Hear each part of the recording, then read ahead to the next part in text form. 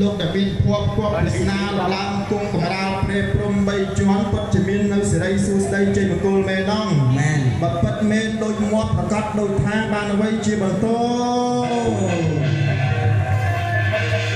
ទៀតណាសាកសមណាស់ទៀតដល់ជាមួយនឹងឋានៈលោកបាទៀតលោកមហាមិនទាន់បានចំណាទេណាបានទីទេមកដល់នេះទៀតណាបាទអរគុណណា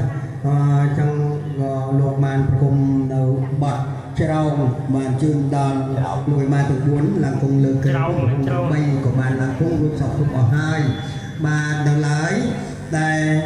កូនក្រមុំកូនកំឡោះដែលជាកូនកលពុទ្ធកលយ៉ាងនេះស្រីគុំលៈដើម្បីជឿនមកបានខាត់ជូនដល់អ្នកមានគុណបាននឹងកាត់នៅខាងស្លាខាងមុខទេណាបាទចឹងក៏សូមជឿនបាត់បិទស្រីសតឡងបានជឿន